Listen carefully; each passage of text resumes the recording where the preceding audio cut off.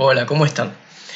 Bueno, hoy vamos a charlar un poco sobre el ciclo de los ácidos tricarboxílicos, también conocidos como el ciclo del ácido cítrico, o también como ciclo de Krebs en honor a este señor, Hans Krebs, quien fue su descubridor.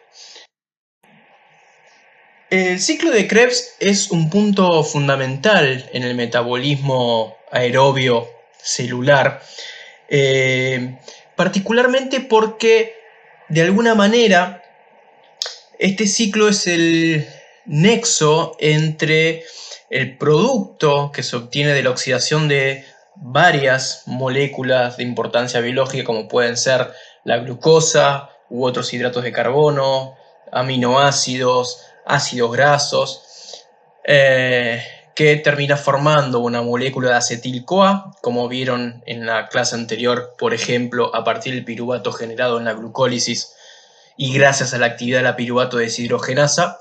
Y este acetil-CoA finalmente se termina de oxidar en este ciclo a dióxido de carbono en un proceso que se denomina respiración celular, que en última instancia va a finalizar en la síntesis de ATP. Pero es que gracias a este ciclo y por supuesto a terminar de oxidar esa molécula de acetil-CoA, que reitero puede tener varios orígenes, es que además se forma un poder reductor en forma de coenzimas reducidas como pueden ser el NAD reducido, el FAD reducido, y esto en última instancia es lo que yo les contaba, que me va a permitir, o le va a permitir mejor dicho a la célula, en última instancia, sintetizar ATP. Ahora, este ciclo de Krebs es una secuencia, es una serie de reacciones, particularmente de 8 reacciones, que tienen lugar en las mitocondrias. Y es en estas mitocondrias donde, por supuesto, vamos a encontrar todas las enzimas que participan de las distintas reacciones que forman parte del ciclo, algunas de las cuales son enzimas citosólicas, otras están ancladas a las membranas mitocondriales. Pero como les decía, la importancia que tiene este ciclo es que es la vía común final de oxidación de distintas biomoléculas, y por supuesto, por lo que hemos estado viendo en clases anteriores, siempre que una molécula se oxida, de manera concomitante tiene que haber reducción de otra cosa, es decir, tiene que participar de estas reacciones ya denominadas redox y conocidas por ustedes, un agente reductor y un agente oxidante, de manera que a medida que el acetil-CoA se va oxidando en las sucesivas reacciones, se van a generar, por supuesto, especies químicas reducidas que, como les contaba, son el NAD reducido, el FAD reducido. Y es esta formación de coenzimas reducidas entonces las que nos van a proporcionar la principal vía para la síntesis de ATP, que finalmente se va a dar por fosforilación oxidativa también a nivel mitocondrial. Ahora, este ciclo no solo es una secuencia de 8 reacciones que tiene participación en la oxidación del acetil-CoA, sino que es un ciclo que a su vez nos permite generar una serie de intermediarios de interés para la síntesis de nuevas moléculas de interés biológico. Esto lo vamos a desarrollar más adelante en la clase, pero hay que tener en cuenta eso, la posibilidad de ser una vía degradativa, oxidativa, pero además nos da la posibilidad de generar distintos intermediarios metabólicos. Lo que no es un hecho menor es que hay muy pocas alteraciones genéticas conocidas, descritas, que involucren enzimas del ciclo de Krebs. Esto lo que nos dice es que justamente es tan preponderante el papel del ciclo de Krebs y por supuesto la actividad de las enzimas que las componen, que fallas en la actividad de estas enzimas se van a traducir obviamente en una menor actividad del ciclo o una nula actividad del ciclo, y esto va a tener una seria repercusión en la sobrevida celular, de manera tal que muchas veces ponga o comprometa la sobrevida del individuo. De manera que esa es una muy buena aproximación que nos permite pensar que es tan, como les decía, importante el ciclo de Krebs que no es posible, o hablar en términos quizás muy extremistas, no sería compatible con la vida el hecho de un ciclo de Krebs muy aminorado en cuanto a su actividad, ya sea por disfunción a nivel enzimático o demás. Como les decía, este ciclo de los ácidos tricarboxílicos es un punto clave en lo que llamamos respiración celular. La respiración celular está de alguna manera descripta como 3 etapas sucesivas. Una primera etapa donde se da la producción de acetil-CoA, que puede provenir de diferentes orígenes, que pueden ser aminoácidos, ácidos grasos, hidratos de carbono. Una segunda etapa, que es la etapa de oxidación del acetil-CoA, que es lo que nos importa hoy en esta clase, y esto se da en el ciclo de Krebs. Y una tercera etapa que implica que todo el potencial reductor que se generó en el ciclo de Krebs en forma de NAD reducido y FAD reducido finalmente sirvan como motor que nos permita sintetizar ATP. Esto es lo que conocemos como respiración celular. Pero si ustedes se fijan, acá hay un punto que no es menor, aunque esté pequeño, que es la presencia de oxígeno. Sin este oxígeno, el ciclo de Krebs no puede funcionar por motivos que vamos a conocer más adelante en la materia, pero esto convierte entonces al ciclo de Krebs en un proceso totalmente aerobio. Como les contaba anteriormente, es un sistema compuesto por 8 reacciones concatenadas. Estas 8 reacciones involucran enzimas que están presentes a nivel de la matriz mitocondrial, a excepción de la succinato deshidrogenasa, que está asociada a la membrana mitocondrial interna. Una vez que estas 8 reacciones que forman el ciclo de Krebs ocurren, el rendimiento neto es la formación de 2 moléculas de dióxido de carbono, 3 moléculas de NAD reducido, 1 mol de moléculas de FAD reducido y 1 mol de moléculas de GTP por cada mol de acetil-CoA que ingresa al ciclo. Después vamos a estudiar un poco más detalladamente por qué es este rendimiento y finalmente cómo se traduce en una cantidad determinada de ATP. Lo interesante es que todo el potencial reductor, como les decía, en forma de NAD reducido y FAD reducidos que se generan en el ciclo de Krebs, finalmente son reoxidados, también a nivel mitocondrial, por lo que conocemos como cadena de transporte de electrones. Y finalmente, este pasaje de electrones gracias a la reoxidación del NAD y del FAD reducidos son entonces el motor que nos va a permitir, a través de fosforilación oxidativa, otro proceso que estudiaremos más adelante, sintetizar ATP. Pero es interesante mencionar también que este ciclo de Krebs es una vía que podemos decir que es anfibólica. Quiere decir que está de alguna manera representado tanto por reacciones de tipo anabólicas como catabólicas. Es decir, decimos que una vía es anfibólica cuando en ella se presentan estos dos tipos de metabolismos, un metabolismo anabólico y un metabolismo de tipo catabólico. Bien, y este entonces es el ciclo de Krebs, que por supuesto, como su nombre le indica, tiene un comienzo y un final exactamente en el mismo sitio donde comenzó. Por eso se define como ciclo. Lo que sí es interesante mencionar de este ciclo de Krebs, que por supuesto no vamos a estudiar en esta clase en detalle cada una de las reacciones, que tiene un sustrato necesario para que pueda tener lugar este ciclo, que es el acetil-CoA, y que, como ya mencionamos, este acetil-CoA puede tener distintos orígenes. Puede provenir del metabolismo de los glúcidos, puede provenir del metabolismo de los ácidos grasos. Es decir, independientemente de cuál sea su origen, el acetil-CoA a nivel mitocondrial va entonces a, en principio, poder ingresar a este ciclo. Lo que es interesante sí observar de esta figura es que en ciertas reacciones del ciclo de Krebs se va a generar entonces la producción de coenzimas reducidas, NAD reducido en 3 reacciones y FAD reducido en una de ellas. Y es que gracias entonces a este potencial reductor que se genera, como les contaba en el diapo anterior, es que la mitocondria va a poder sintetizar ATP. Lo que no es menor también es que durante la oxidación de esta molécula de acetil-CoA, particularmente del grupo acetilo del acetil-CoA, es que se desprenden 2 grupos carboxilos en forma de dióxido de carbono, pero además se da la síntesis de un enlace tioéster de alta energía en forma de GTP, que es un equivalente energético al ATP.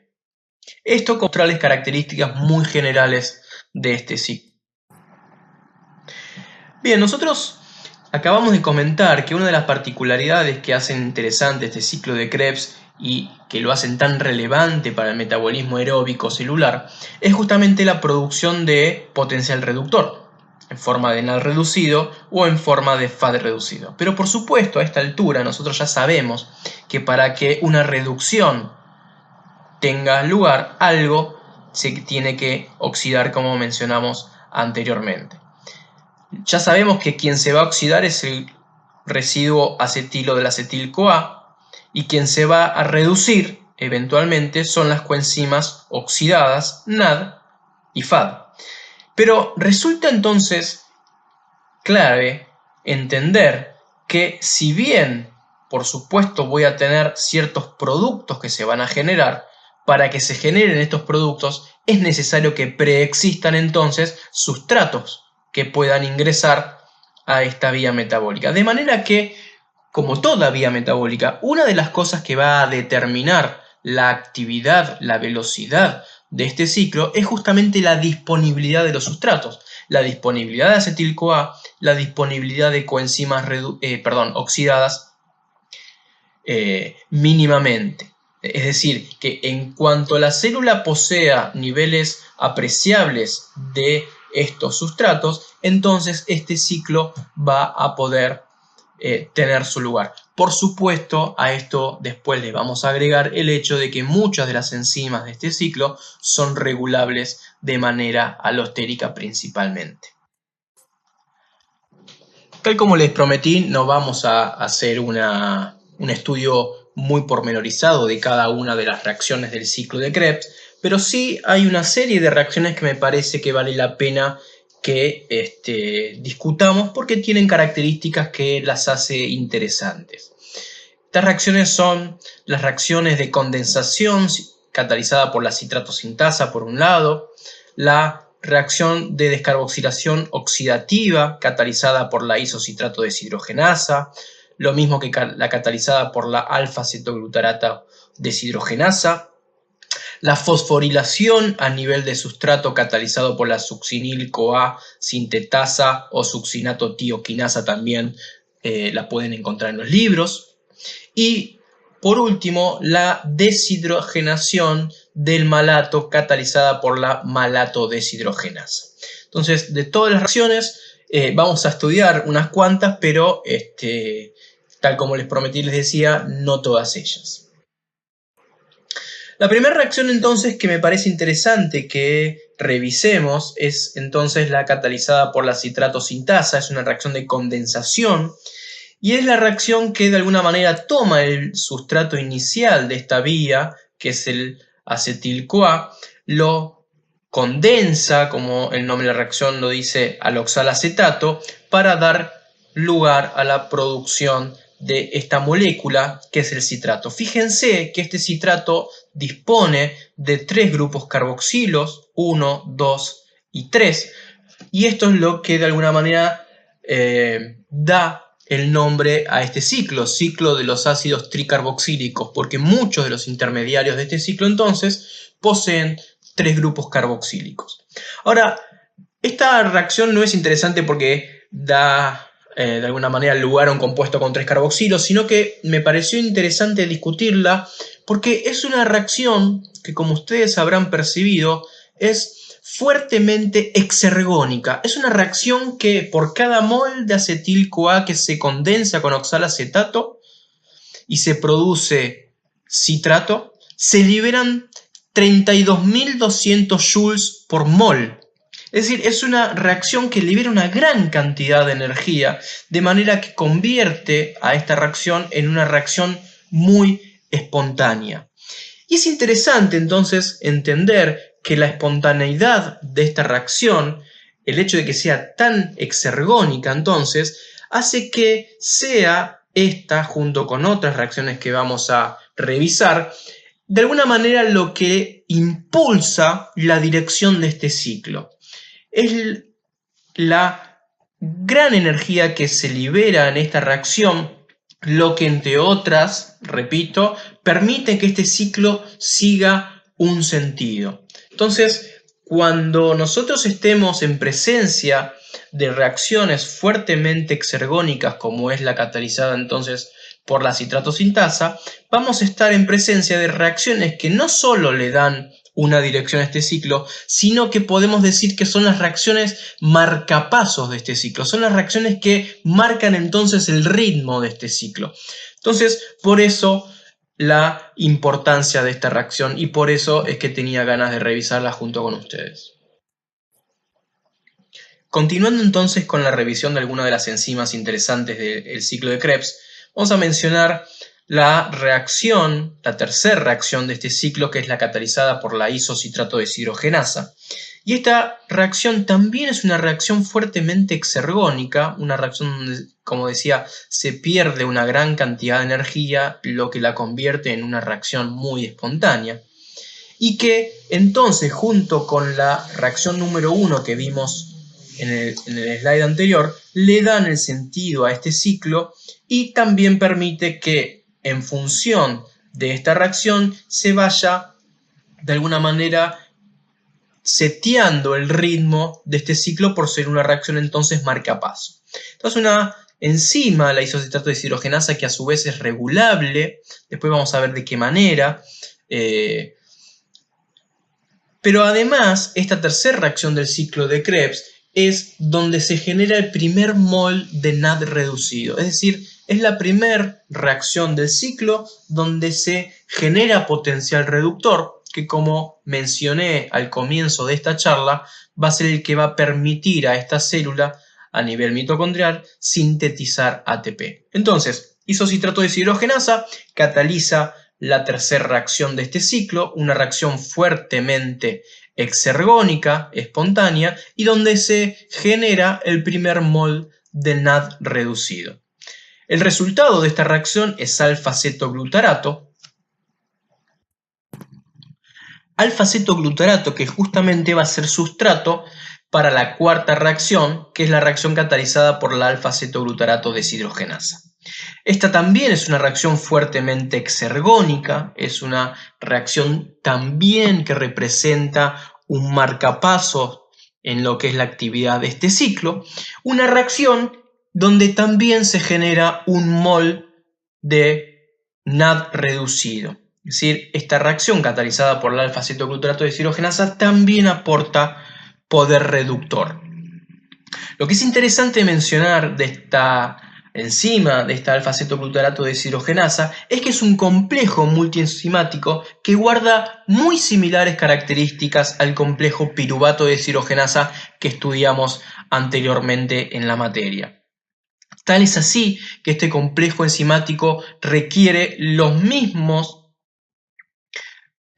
mismas coenzimas que requería el complejo piruvato deshidrogenasa, como son el pirofosfato de tiamina, el ácido lipoico, flavin adenina dinucleótido, nicotin adenina dinucleótido y coenzima A. Es decir que así como podemos pensar que una hipovitaminosis va a alterar de manera importante la actividad del complejo piruvato deshidrogenasa, también entonces va a tener una repercusión sobre la actividad de esta enzima y por lo tanto sobre el ritmo o la velocidad del ciclo de Krebs. Esta reacción es una descarboxilación oxidativa que también es análoga al complejo piruvato deshidrogenasa. Entonces, ya sea porque desde el punto de vista de su constitución, como los requerimientos coenzimáticos, como además el tipo de reacción que cataliza, hacen entonces que estos dos complejos, piruvato deshidrogenasa por un lado y alfa-ceto glutarato deshidrogenasa por otro, sean tan similares. La quinta reacción de este ciclo es la catalizada por la succinil-CoA sintetasa. Les conté que también la pueden encontrar en los libros como succinato tioquinasa. Y también es una reacción exergónica, aunque no en la misma magnitud que las anteriores. Es una reacción que se encuentra mucho más cerca del equilibrio. Recordemos que por definición una reacción en equilibrio es aquella que va a tener una variación de energía libre igual a cero, es decir, la velocidad de ocurrencia en una dirección o en la otra es la misma. Por eso que en este caso esta reacción está esquematizada con flechas en ambas direcciones. Pero esto no es lo que hace que esta reacción sea interesante, sino que lo que la convierte, en interesante es justamente que es aquella reacción donde por un lado se libera la coenzima A asociada a las moléculas que estuvimos viendo, pero además se produce el mol de GTP que les había comentado al inicio de esta charla que se generaba en el ciclo de Krebs. Y esta generación de enlaces de alta energía se da por un mecanismo conocido como fosforilación a nivel de sustrato. ¿Qué significa fosforilación de sustrato? Bueno, que el enlace tioéster de alta energía, recordemos que es en magnitud igual al presente en el ATP, no se genera por un mecanismo dependiente de oxígeno, es decir, no se genera por fosforilación oxidativa, sino que se da por un mecanismo diferente. A eso hacemos referencia entonces cuando hablamos de fosforilación a nivel de sustrato. Entonces, lo interesante de esta reacción es que es catalizada por la succinil-CoA sintetasa y que entonces es en este caso donde se desprende la coenzima A, pero además donde se genera el enlace de alta energía en esta vía. Volvamos un cachito sobre el hecho de que está cercano al equilibrio esta reacción. Sigue siendo exergónica, por supuesto, porque su delta G es negativo, pero es mucho más cercano al cero que las reacciones que vimos anteriormente. ¿Qué significa esto o cuál puede ser la relevancia de este hecho? Bueno, es que justamente aquellas reacciones que se encuentren cerca del equilibrio son reacciones que van a ser mucho más sensibles a cambios en las concentraciones de sustratos o de productos. Es decir, que estas son reacciones que van a tener cierta sensibilidad y que de alguna manera van a poder censar cambios en las relaciones de sustratos a productos, y es estos cambios en las concentraciones lo que de alguna manera van a definir si esta reacción ocurre o no ocurre en determinada dirección.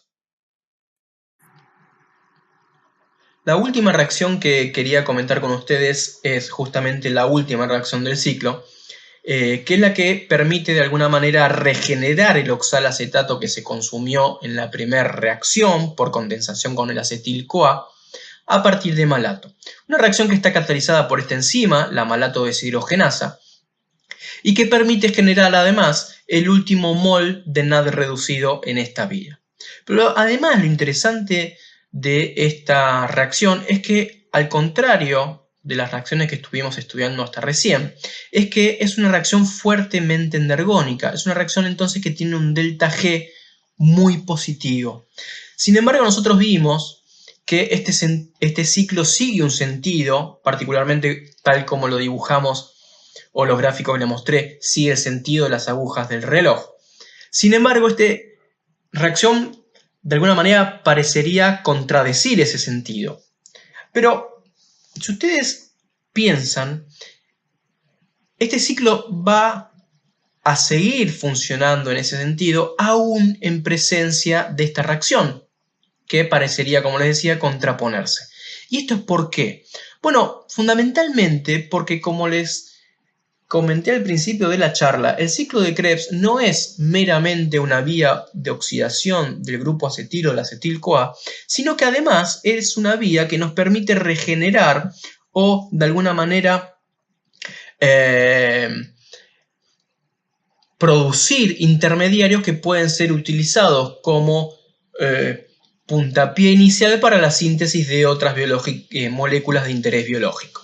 ¿Sí? En este sentido, el oxalacetato es uno de estos intermediarios interesantes. Es un intermediario que puede escapar de este ciclo, de manera que si este oxalacetato sale del ciclo, los niveles de sustrato del ciclo de Krebs estarían disminuidos, de manera que existe la necesidad de, por principio de acción de masas, hacer evolucionar esta reacción hacia la formación de más oxaloacetato.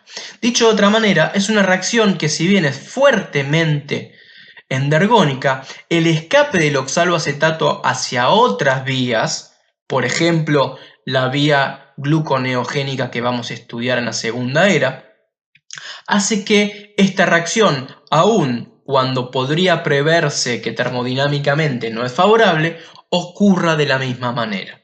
Entonces, es por eso como entonces la concentración de sustratos y de productos de determinadas reacciones también son un factor que permite regular la actividad de determinadas enzimas y, por supuesto, la actividad de determinadas vías metabólicas. Entonces, como ejemplo, la malato deshidrogenasa, mejor dicho, la reacción que cataliza la malato deshidrogenasa, es un muy buen ejemplo de este tipo de situaciones.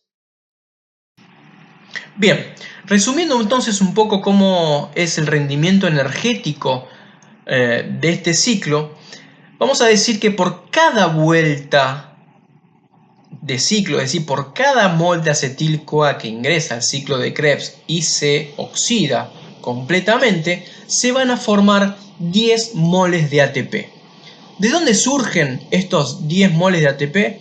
Bueno, porque consideremos que vimos que por cada vuelta se formaron 3 moles de NAD reducido y se generó un mol de FAD reducido. Más adelante vamos a ver que por cada mol de NAD reducido que se genere, se van a generar en consecuencia 2,5 moléculas de ATP.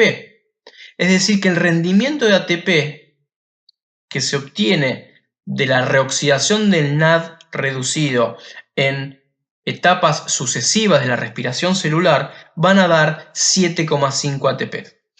Si a esto le sumamos el hecho de que por cada FAD reducido que se reoxida en etapas sucesivas, como les contaba, se genera 1,5 ATPs, ya tenemos entonces 9,5. ¿De dónde surge el último ATP entonces para llegar a los 10 que les comentaba? Bueno, surge del hecho de que a nivel de la conversión del succinil-CoA a succinato, porque la succinil-CoA sintetasa, o la succinato-tioquinasa, daba lo mismo el nombre, se genera un GTP. Ese GTP, al ser un equivalente energético al ATP, decimos entonces que aporta el último ATP para tener un rendimiento energético final de 10 moles de ATP por cada mol de acetil-CoA que ingresa al ciclo. Y por supuesto, en toda esta vuelta de ciclo de Krebs, no solo se generan 3 NAD reducidos, un FAD reducido y un GTP o ATP, da lo mismo, sino que se generan 2 moles de dióxido de carbono. Bueno, muy bien. Como ustedes han podido percibir, existe una gran necesidad o un gran requerimiento, mejor dicho, que tiene este ciclo por parte de determinadas coenzimas. Muchas de las coenzimas requeridas para el correcto funcionamiento de las enzimas o de algunas enzimas de este ciclo son derivados de la vitamina B. Particularmente algunas de ellas, como les contaba, las van a requerir la alfa-cetoglutarato deshidrogenasa por ser muy similar o análoga a la piruvato deshidrogenasa, y ya hemos estado estudiando entonces cuáles eran algunas de las coenzimas que necesitaba este complejo. Pero independientemente de los requerimientos particulares de esa enzima, existe la necesidad de disponer de moléculas de FAD y NAD oxidados, de manera que esas coenzimas necesarias para las reacciones o algunas reacciones de este ciclo tienen necesariamente que provenir de riboflavina o vitamina B2 en el caso del FAD, niacina o vitamina B3 en el caso del NAD. La tiamina o vitamina B1 particularmente en el caso del alfa-cetoglutarato deshidrogenasa, el ácido pantoténico como parte de la coenzima A que posee el acetil-CoA, por supuesto. Pero entonces, esto a corolario de que, como les mencioné hace un rato, una gran necesidad de vitaminas al correcto funcionamiento de este ciclo hacen que deficiencias vitamínicas tengan consecuencias entonces sobre el metabolismo energético de las células. Esto entonces para resaltar la importancia de las vitaminas sobre no solo el ciclo de Krebs, en este caso que estamos estudiando, sino el metabolismo celular. Bueno, el ciclo del ácido cítrico desempeña, podemos decir, una función que es crucial en el metabolismo y que esta función crucial no se reduce únicamente, valga el juego de palabras, a la oxidación de el grupo acetilo del acetil-CoA, sino que, como mencionaba, tiene que ver con la generación de intermediarios necesarios para la síntesis de otras moléculas. Por ejemplo, interconversión de aminoácidos. Es en este sentido, entonces, que el ciclo de Krebs, como les comenté, tiene un carácter anfibólico. Es decir, el ciclo de Krebs participa en la generación de intermediarios útiles para la generación de otras moléculas, es decir, posee reacciones catapleróticas o puntos de fuga, podemos llamarlos así también, que, por ejemplo, por mencionar algunos, podemos citar al citrato, que puede ser utilizado, o es mejor dicho, utilizado para la síntesis de ácidos grasos y de esteroles, el alfa-cetoglutarato para la generación de glutamato y a partir del glutamato otros aminoácidos o incluso bases nitrogenadas de tipo púricas, bueno, el succinil-CoA para la síntesis de grupo hemo y demás. Es decir, el ciclo de Krebs aporta intermediarios a partir de sus puntos de fuga para la síntesis de otras moléculas. Pero además el ciclo de Krebs está representado o está constituido por ciertas reacciones que llamamos reacciones anapleróticas o de relleno. Es decir, si nosotros pensásemos nada más en la existencia de puntos de fuga, es decir, intermediarios que se escapan del ciclo de Krebs, el ciclo de Krebs nunca podría culminar, porque todo el tiempo sus intermediarios estarían escapando de él. Entonces, es necesario que exista la reposición de los intermediarios. Es necesario, entonces, que existan estas reacciones de relleno, estas reacciones anapleróticas. Reacciones que, de alguna manera, aportan el sustrato necesario, es decir, aportan el acetil-CoA. Reacciones que aportan intermediarios como el alfa-cetoglutarato. Reacciones que aportan el succinil-CoA que se podía escapar para la síntesis de hemo.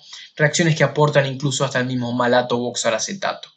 Es decir, el ciclo de Krebs está caracterizado por vías o puntos de fuga, pero también está caracterizado por ciertas reacciones que permiten rellenar o reponer intermediarios que se han escapado.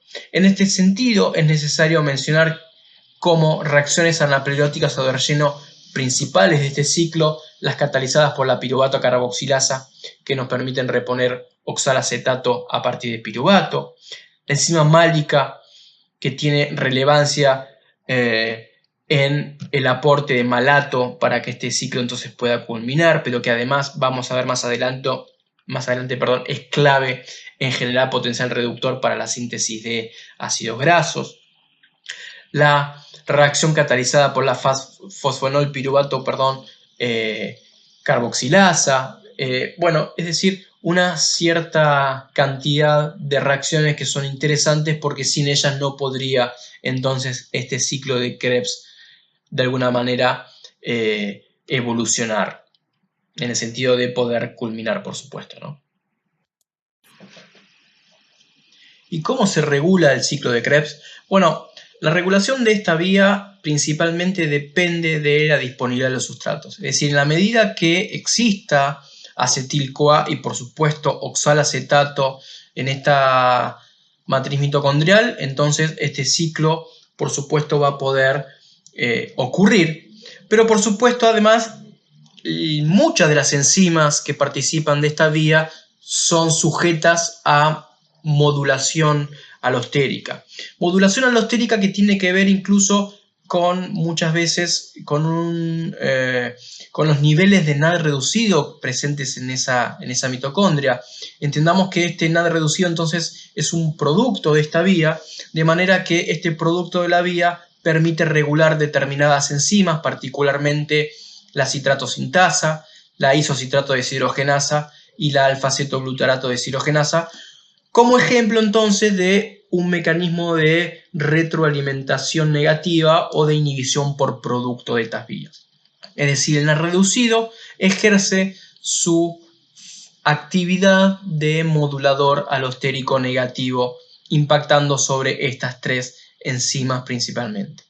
Pero por supuesto existen otro tipo de moduladores alostéricos, particularmente el calcio, con importancia a nivel del músculo esquelético sobre isocitrato deshidrogenasa y alfa-cetoglutarato deshidrogenasa.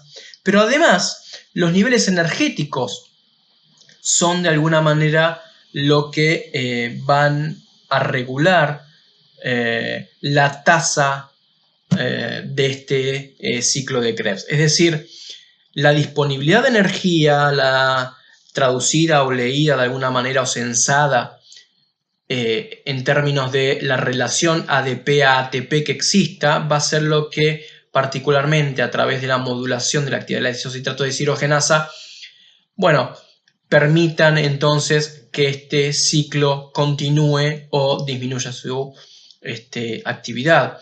De manera que niveles bajos de energías sensados como una alta concentración de ADP, o una alta relación ADP-ATP, van a hacer que esta isocitrato deshidrogenasa se active alostéricamente y por lo tanto dé continuidad a este ciclo.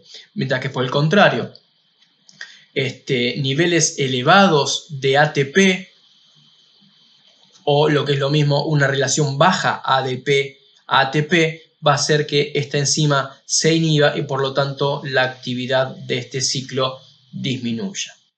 Es decir que tanto la disponibilidad de los sustratos como la inhibición por productos de la reacción, como incluso la inhibición competitiva por ciertos intermediarios de este ciclo, van a hacer que este ciclo de alguna manera aumente o disminuya su velocidad. Cuando hablamos de regulación por producto, también podemos mencionar que el propio producto catalizada por la citratosintasa va a ejercer una inhibición sobre la propia enzima que lo forma. Entonces, lo mismo que para el succinil-CoA sobre la alfa-cetoglutarato deshidrogenasa. Es decir, es muy importante la relación que existe entre las concentraciones de sustratos y de intermediarios de este ciclo para que este ciclo entonces ocurra a una tasa más o menos elevada según sea el caso. Entonces, en resumen, el ciclo de Krebs representa una vía donde se da la oxidación final del acetil-CoA que proviene ya sea del metabolismo de los glúcidos, de los lípidos o de las proteínas, pero que es un metabolismo que va a ocurrir únicamente en condiciones aeróbicas. Este ciclo no lo podemos reducir únicamente a la oxidación del grupo acetilo del acetil-CoA, sino que es importante también porque aporta muchos precursores biosintéticos. Esto lo convierte en una vía anfibólica, tanto de degradación como de síntesis. Entonces, aporta coenzimas reducidas que en definitiva van a ser las que dirijan la síntesis final de ATP a nivel mitocondrial por fosforilación oxidativa, porque estas coenzimas reducidas vamos a ver más adelante, son las que van a ceder electrones para que esto ocurra de esta manera. Y finalmente es una vía que participa en la regulación enzimática de otras vías, porque muchos de los intermediarios que se generan en ella son moduladores alostéricos de enzimas que participan de otras vías metabólicas. Bueno, esto ha sido entonces el ciclo de Krebs. Muchas gracias.